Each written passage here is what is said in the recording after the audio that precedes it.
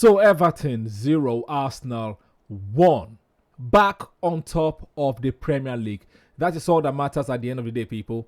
That is all that matters, right? I understand that during the game, people want to see more entertaining football. They want to see the wingers and the attackers dribbling. They want to see them creating more chances, like more shots on targets, troubling and palming the keeper. But that did not happen this weekend, guys. That did not happen.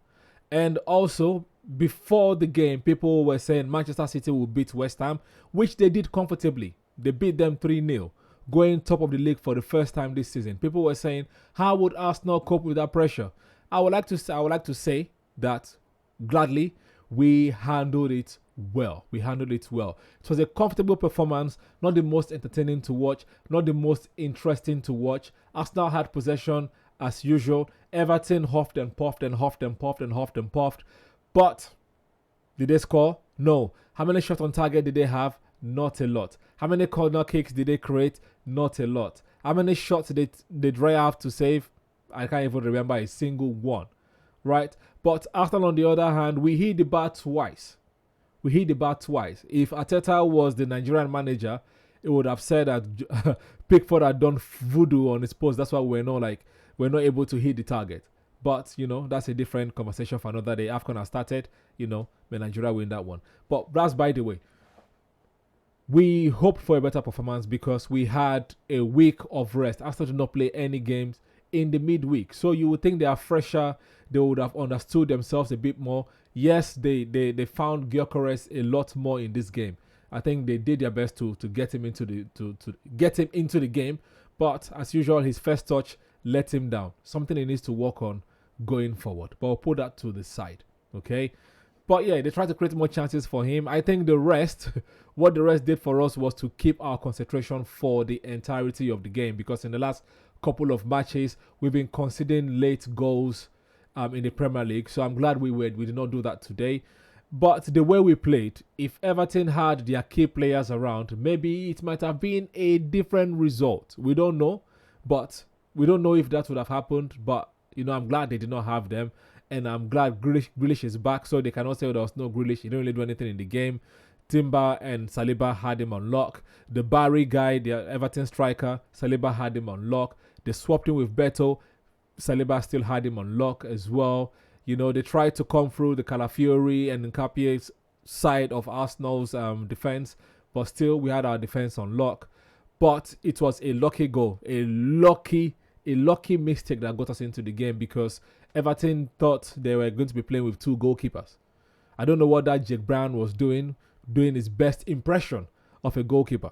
If he wants to be a goalkeeper, he should be wearing a different jersey. He should be wearing green like Pickford, not blue like the other Everton players. But anyways, we got the chance we got the penalty kick, and Gyokeres tucked it away. That's another goal for him. I was hoping Saka would take that penalty because he's the designated penalty taker. We can't keep doing charity for Gyokeres. He's a striker. He should find his own goals. But I'm glad they tucked it away. We had the 1-0. Did it get better? Maybe. But overall, I think Jesus had more impact on the game because he is more mobile. Gyokeres just stays central throughout the game. Again, I know it's a 9. But the Arsenal style, he needs to move around a bit more. Go to the left, go to the right, all those kind of things. You see, when he went to the left, Trossard was able to find him. But he could not beat the defender and he could not beat Tarkowski and take a shot away. So that one is on him. He had 2 clear chances. Another one again from Saliba putting him through, and he could also not beat the defender. Again, this is the Premier League. I guess he would have to learn as time goes on. But overall, I would say it was a meh performance, but we got the 3 points. We move. Let's do a quick player rating. David Raya, alright game. He didn't have much to do.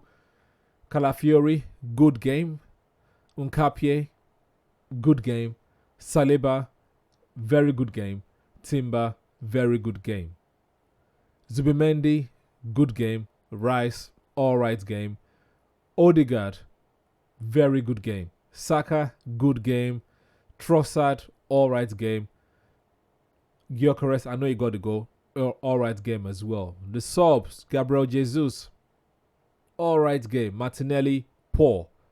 Merino, all right game. The manager, all right performance from the manager today because we were not on the front foot at all. On the front foot, sorry, at all. So all right performance from the manager. But we got the 3 points. We move on to the next game, which will be the midweek game against Crystal Palace. Crystal Palace lost today to Leeds. Crystal Palace also drew in the midweek. They are not having a good run of form currently. So hopefully we can capitalize on that and make it to the quarterfinal, to the semi-finals of the Carabao Cup, which will probably be against Chelsea, But until then, we'll see how that pans out. You guys let me know what you think in the comment section, people.